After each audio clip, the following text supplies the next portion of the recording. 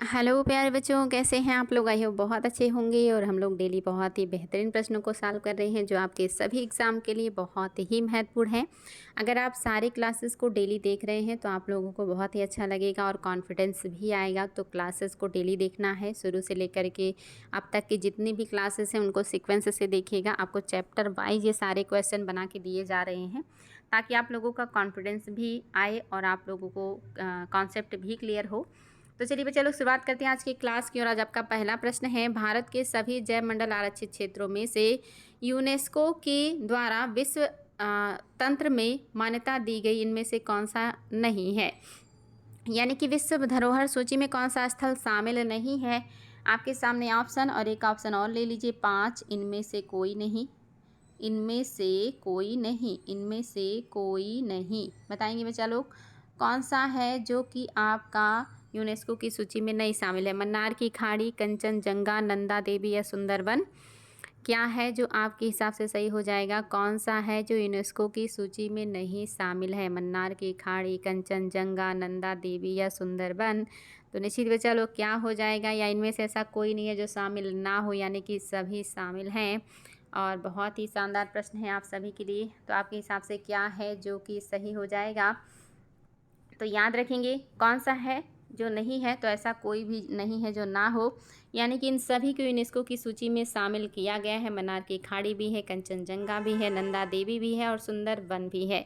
ये सारे आपके यूनेस्को की सूची में शामिल है। मैंने आपको बताया था 18 जैव मंडल आरक्षित क्षेत्रों में से 10 आपके ऐसे हैं जिनको यूनेस्को की सूची में शामिल किया गया है, जिनमें से 4 आपके सामने हैं। ये सारे आपके काफ़ी इम्पॉर्टेंट जैव मंडल आरक्षित क्षेत्र हैं।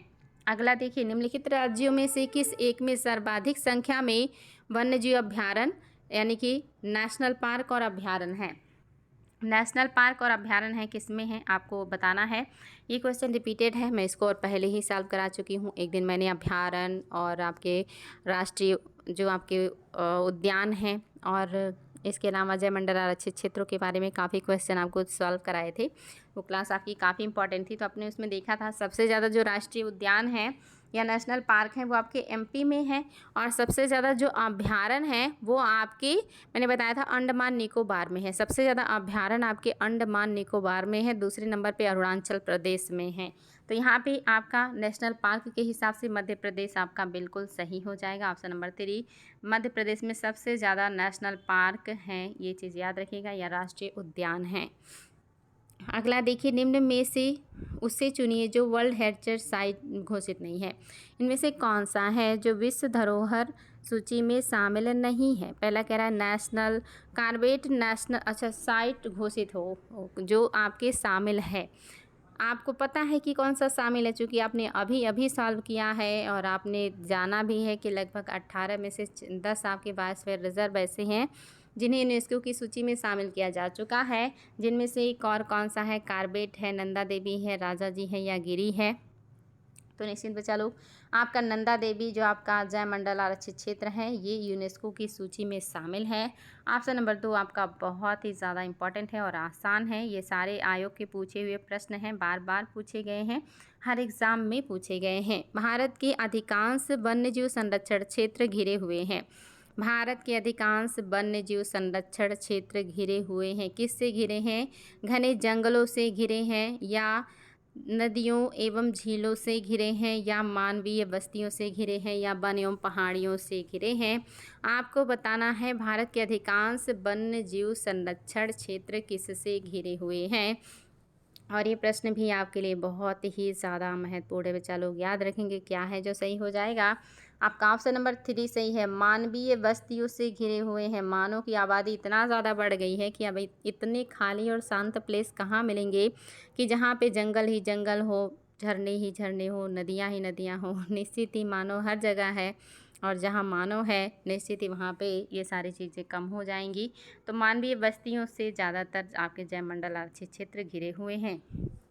अगला देखिए, निम्नलिखित राष्ट्रीय उद्यानों में से किस एक की जलवायु उष्णकटिबंधीय भी है, उपोष्णकटिबंधीय भी है और उत्तरी ध्रुवीय भी है? इसमें से किसका जलवायु उष्ण, उपोष्ण और ध्रुवीय की तरह का परिवर्तित होता रहता है, यानी कि कभी उष्ण रहता है, कभी उपोष्ण रहता है और कभी ध्रुवीय जैसा हो जाता है। कंचनजंगा राष्ट्रीय पार्क का होता है या नंदा देवी राष्ट्रीय पार्क का होगा या नामदफा राष्ट्रीय पार्क का होगा या उपरोक्त सभी का होगा। आपको बताना इनमें से किसका जो मतलब एक तरीके से कहिए कि इन्वायरमेंट है वो उपोष्ण भी होता है, उष्ण भी होता है और ध्रुवीय भी हो जाता है। बताएंगे बच्चा लोग, बहुत इंपॉर्टेंट प्रश्न है और आप सभी को बताना है, कॉमन सेंस का भी है। याद रखेंगे क्या सही हो जाएगा, नंदा देवी राष्ट्रीय उद्यान। इसी के जलवायु जो है वो बदलते रहते हैं जैसे जैसे सूर्य उत्तरायण और दक्षिणायण होते हैं। अगला देखिए, जनवरी 2008 में टाइगर एक्शन नामक योजना भारत के किस वन्यजीव अभयारण्य से प्रारंभ किया गया था। जनवरी 2008 में टाइगर एक्शन नामक योजना भारत की किस वन्यजीव अभयारण्य से प्रारंभ किया गया है। सरिस्का अभयारण्य राजस्थान से, कार्बेट नेशनल पार्क उत्तराखंड से या रणथंभौर अभयारण्य राजस्थान से या बांधवगढ़ राष्ट्रीय उद्यान मध्य प्रदेश से। बताएंगे कहाँ से शुरू हुआ था आपका टाइगर एक्शन योजना। तो आपका जो सही है वो है आपका ऑप्शन नंबर फर्स्ट, सरिस्का अभयारण्य राजस्थान से ही 2008 में टाइगर एक्शन नामक योजना शुरू किया गया था, सरिस्का अभयारण्य राजस्थान। अगला क्वेश्चन देखिए, थट्टेकाड़ पक्षी अभयारण्य कहाँ है। थट्टेकाड़ पक्षी अभयारण्य कौन से राज्य में है। केरल, तमिलनाडु, कर्नाटक या आंध्र प्रदेश। आप सभी को ये सारे प्रश्न बिल्कुल और बिल्कुल याद कर लेने हैं, बिकॉज ये आयोग के द्वारा बहुत ज़्यादा पूछा गया है और आगे भी पूछा जाता रहेगा, क्योंकि ये सारी चीज़ें बदलने वाली तो है नहीं, जो हैं वो तो है ही और वही बार बार आयोग पूछेगा। तो याद रखेंगे क्या है जो सही हो जाएगा, थट्टेकाड़ पक्षी अभयारण्य जो है ये आपका केरल में है। ऑप्शन नंबर आपका फर्स्ट बिल्कुल सही हो जाएगा, केरल। एकमात्र अभयारण्य जहाँ कश्मीरी महामृग पाया जाता है। एकमात्र अभयारण्य जहाँ कश्मीरी महामृग पाया जाता है, कान्हा है, दाचीग्राम है, गिर है या मुदुमलाई है। बताएंगे बच्चा लोग, एकमात्र अभयारण्य जहाँ कश्मीरी महामृग पाए जाते हैं, कान्हा, दाचीग्राम, गिर या मुदुमलाई। तो सभी को पता होगा, मैंने क्लास में पढ़ाया था कि आपके जो कश्मीरी मृग है ये कहाँ मिलते हैं, आपके दाचीग्राम में मिलते हैं। ऑप्शन नंबर 2 आपका बिल्कुल सही हो जाएगा, दाचीग्राम में मिलते हैं। अगला देखिए, भारत के किस राज्य में उसके क्षेत्रफल का अधिकतम प्रतिशत राष्ट्रीय उद्यान के अंतर्गत है। भारत का कोई राज्य है जिसका मैक्सिमम जो क्षेत्र है वो राष्ट्रीय उद्यान के रूप में है। सोचिए कितना सुंदर राज्य होगा जिसका ज़्यादातर क्षेत्र राष्ट्रीय उद्यान है। तो अपने आप में बहुत ही शानदार है ये। उत्तर प्रदेश है, त्रिपुरा है, सिक्किम है, बिहार है। तो आपको पता यूपी तो है नहीं, यहाँ तो सब तरफ आदमी ही आदमी है। बिहार भी नहीं है, तो ये भी आसान है। आप सभी को पता है कि सिक्किम है, छोटा सा सुंदर सा आपका राज्य सिक्किम, जो बहुत ही शांति प्रिय और अपने आप में बहुत अच्छा है, जहाँ जैविक कृषि होती है पूरे राज्य में। इसका ज़्यादातर क्षेत्र राष्ट्रीय उद्यान के रूप में है।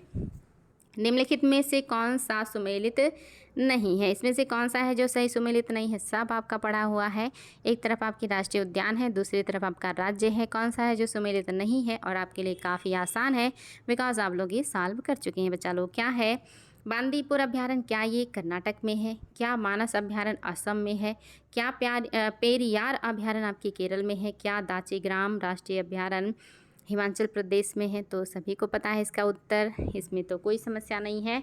आपने देखा था दाचीग्राम जहाँ पाए जाते हैं हंगुल, जिसको कहते हैं कश्मीरी मृग, ये कहाँ है, कश्मीर में है। हंगुल या कश्मीरी मृग या कश्मीरी स्टैग ये पाए जाते हैं दाचीग्राम में, जो कि है जम्मू कश्मीर में। पहला बिल्कुल सही है। बांदीपुर बहुत बार पूछा गया, कर्नाटक में है। मानस तो सबको रटा रहता है, पेरियार भी सभी को पता रहता है, बाकी बातें बिल्कुल सही हैं। अगला भी देखिए, आपका राष्ट्रीय पार्क ही है, नेशनल पार्क, और एक तरफ है राज्य। आपको बताना है कौन सा है जो सुमेलित नहीं है। कह रहा, अच्छा सुमेलित नहीं, यहाँ पे कह रहा है आपका कि कौन सा है जो चमोली के निकट है, चमोली के निकट है। पहला कह रहा है दुधवा राष्ट्रीय उद्यान, दूसरा कह रहा है बृहद हिमालय उद्यान, तीसरा कह रहा है जिम कॉर्बेट राष्ट्रीय उद्यान, और चौथा कह रहा है नंदा देवी राष्ट्रीय उद्यान। कौन सा राष्ट्रीय उद्यान है जो चमोली के निकट है। चमोली डिस्ट्रिक्ट आप सभी को पता होगा उत्तराखंड में है। अगर उत्तराखंड में है तो दुधवा तो होगा नहीं बिकॉज ये यूपी में है। बृहद हिमालयन होगा नहीं क्योंकि ये हिमाचल प्रदेश में है। अब ये जिम कॉर्बेट और नंदा देवी दोनों हैं उत्तराखंड में, जिसमें से आपका जो सही है वो है आपका नंदा देवी। ऑप्शन नंबर 4 बिल्कुल सही है। चमोली के निकट जो राष्ट्रीय उद्यान है वो है आपका नंदा देवी। अब अगला बताइए, एक तरफ है राष्ट्रीय उद्यान और दूसरी तरफ है राज्य, कौन सा है जो सुमेलित नहीं है? क्या दाचीग्राम अभ्यारण्य जम्मू कश्मीर में है? क्या सिमलीपाल राष्ट्रीय अभ्यारण्य आपका उड़ीसा में है? क्या बांधवगढ़ अभ्यारण्य मध्य प्रदेश में है? क्या बनेरघट्टा अभ्यारण्य तमिलनाडु में है? बताएंगे बेचारा लोग कौन सा है जो आपका सुमेलित नहीं है। बहुत आसान है और आप सभी को पता होगा, मैं आपको पहले भी बताई हूँ। पहला तो एकदम 100% सबको आज ही के क्लास में पता चल चुका, दाचीग्राम कश्मीर में है जहाँ कश्मीरी हंगुल पाए जाते हैं, स्टैग। सिमलीपाल उड़ीसा में है, बहुत ज़्यादा पूछा जाता है आयोग के द्वारा, ये भी सही है। बांधवगढ़ आपके मध्य प्रदेश में है, ये भी सही है। बनेरघट्टा जो कि तितलियों का अभ्यारण्य है, एकमात्र तितलियों का अभ्यारण्य है बनेरघट्टा, ये है कर्नाटक में है। सोचिए कितना अच्छा होगा आपका तितलियों का उद्यान कर्नाटक में है बनेरघट्टा, इंडिया का एकमात्र तितलियों का राष्ट्रीय उद्यान जहाँ पे तरह तरह के तितलियों के प्रजातियों को संरक्षण संवर्धन किया जाता है। काफ़ी खूबसूरत होगा, बिल्कुल स्वर्ग जैसा लगता होगा। अगला देखिए, ऑपरेशन कोलेरू क्या है? ऑपरेशन कोलेरू क्या है? व्यापक नदी अनुबंध परियोजना है, या आर्द्रभूमि सुधारीकरण की परियोजना है, या एक बृहद नगर का पेयजल आपूर्ति की परियोजना है, या एक दक्षिणी राज्य के ग्रामीण पेयजल आपूर्ति योजना है? आपको बताना है ऑपरेशन कोलेरू क्या है। बहुत ही शानदार प्रश्न है और आपके लिए नया भी है, मुझे पता है। तो ऑपरेशन कोलेरू जो है, समय समय पे विभिन्न क्षेत्रों को संरक्षण देने के लिए ऑपरेशन चलाए जाते हैं, एक्शन चलाए जाते हैं। तो ये आर्द्र भूमि से जुड़ा हुआ आपका एक्शन प्लान है ऑपरेशन कोलेरू, आर्द्र भूमि सुधारीकरण की एक परियोजना है।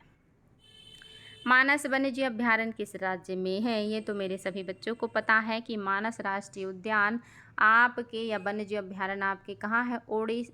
असम में है। असम में है आपका मानस, और इसके अलावा काजीरंगा, ये दोनों ही असम के हैं। अगला देखिए, मुदुमलाई वन्यजीव अभ्यारण्य किस राज्य में है? मुदुमलाई वन्यजीव अभ्यारण्य कौन से राज्य में है? केरल, कर्नाटक, तमिलनाडु और आंध्र प्रदेश। आपको बताना है मुदुमलाई अभ्यारण्य कौन से राज्य में है। बहुत ही शानदार प्रश्न है और आप सभी को इसका उत्तर पता होना चाहिए बच्चा लोग। ऑप्शन नंबर 3 बिल्कुल सही है, तमिलनाडु में है मुदुमलाई। ऑप्शन नंबर आपका 3 बिल्कुल सही है, तमिलनाडु में है मुदुमलाई वन्यजीव अभ्यारण्य। अगला देखिए, निम्नलिखित में से कौन सा मध्य प्रदेश में स्थित नहीं है?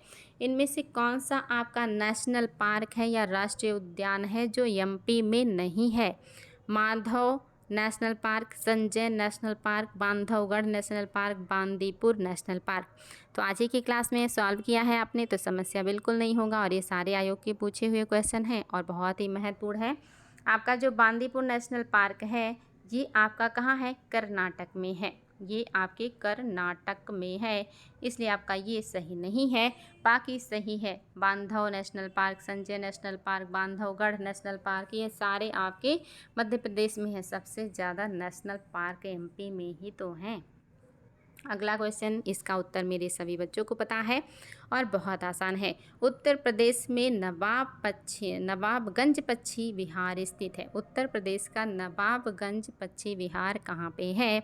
पहला कह रहा है उन्नाव, दूसरा कह रहा है सुल्तानपुर, तीसरा कह रहा है प्रतापगढ़ और चौथा कह रहा है सिद्धार्थनगर।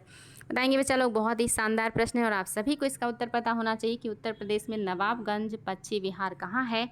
निश्चित ही सबको पता है कि उन्नाव जनपद में है, सभी को पता है उन्नाव जनपद में है। आयोग ने इसको भी बहुत बार पूछा हुआ है। इस प्रश्न में आप लोग थोड़े से कंफ्यूज हो सकते हैं। कह रहा है भारत का वह अभ्यारण्य जिसमें हाथियों की सबसे अधिक संख्या पाई जाती है वह कहाँ है? भारत का वह अभ्यारण्य जिसमें हाथियों की सबसे अधिक संख्या पाई जाती है वह कहाँ है? काजीरंगा में है, पेरियार में है, कॉर्बेट में है या मानस में है? बताएंगे बच्चा लोग, बहुत ही शानदार प्रश्न है। भारत का वह अभ्यारण्य जिसमें हाथियों की सबसे अधिक संख्या पाई जाती है वो है आपका काजीरंगा। ऑप्शन नंबर फर्स्ट है। पेरियार भी हाथियों के लिए है लेकिन संख्या की बात कर रहा है, इसलिए आपका ऑप्शन नंबर फर्स्ट बिल्कुल सही है। अगला देखिए, आपको बताना कौन सा है जो सुमेलित नहीं है। कह रहा है क्या चंद्रप्रभा राष्ट्रीय उद्यान वाराणसी में है? दूसरा कह रहा है क्या करेरा जो है ये झांसी में है। ये अभयारण्य है आपके वन्यजीव अभयारण्य। क्या जयसमंद भरतपुर में है, क्या नाहरगढ़ जयपुर में है? कोई एक है जो सुमेलित नहीं है, आपको बताना है। और देखिए ये भी आयोग का पूछा हुआ है कि कौन सा है जो सुमेलित नहीं है, वन्यजीव अभयारण्य है और दूसरी तरफ राज्य का जो है शहर है। तो दो तो आपके यूपी के हैं और दो आपके राजस्थान के हैं। इसमें से जो सही नहीं है वो है आपका जयसमंद। जयसमंद जो है ये कहाँ पे है, तो इसको याद रखेंगे। आपका जो जयसमंद है ये है उदयपुर में, उदयपुर में है, याद रखिएगा उदयपुर में है आपका जयसमंद। बाकी सही है चंद्रप्रभा राष्ट्रीय उद्यान बार बार कह रही हूँ मैं, अभयारण्य वाराणसी में है, करेरा अभयारण्य झांसी में है, नाहरगढ़ अभयारण्य आपके जयपुर में है, जयसमंद अभयारण्य उदयपुर में है, राजस्थान के उदयपुर में है। अगला देखिए, प्राप्त ऐतिहासिक या इतिहास के अनुसार सर्वप्रथम वन्यजीव अभयारण्य बनाने का आदेश देने वाला शासक कौन था? जो आपके इतिहास से पता चलता है उससे आपको पता चलता है कि कोई राजा है जो कि सबसे पहले वन्यजीव अभयारण्य बनाने का आदेश दे रहा है। वो राजा कौन सा है? पहला कह रहा है सिकंदर, दूसरा कह रहा अकबर, तीसरा कह रहा अशोक और चौथा कह रहा चंद्रगुप्त मौर्य। इनमें से कौन है जिन्होंने पहली बार वन्यजीव अभयारण्य बनाने का प्रयास किया या आदेश दिया था? तो याद रखेंगे चलो कौन हो जाएंगे, Ashoka the great. Option number आपका 3 बिल्कुल सही है, अशोका दी ग्रेट ही है जिन्होंने पहली बार वन्यजीव अभयारण्य बनाने का आदेश दिया था। तो उम्मीद है बच्चा लोग आज की क्लास अच्छी लगी होगी। प्रश्नों को सॉल्व करके अब कॉन्फिडेंस आ रहा होगा, मैक्सिमम चीज़ें अब आप लोगों को याद हो चुकी हैं और मैक्सिमम जानकारी भी आपको मिल गई है। लेकिन ये अभी सिलसिला ख़त्म नहीं हुआ, अभी ये चलता रहेगा, अभी बहुत कुछ सीखना है आपको और पीछे से रिवीजन भी करते रहना है। तो क्लासेस में डेली बने रहना है और अपनी मेहनत को कम नहीं होने देना है। जितना होना मतलब हो सके उतना बढ़ाते रहना है और ज़्यादा और ज़्यादा और ज़्यादा बढ़ाते रहना है, क्योंकि कंपटीशन और ज़्यादा और ज़्यादा और ज़्यादा बढ़ रहा है। इसलिए मेहनत भी हमें और ज़्यादा और ज़्यादा और ज़्यादा करना है। तो आज के लिए इतना ही, फिर मिलेंगे ऐसे ही शानदार प्रश्नों के साथ। बच्चा लोग थैंक यू सो मच।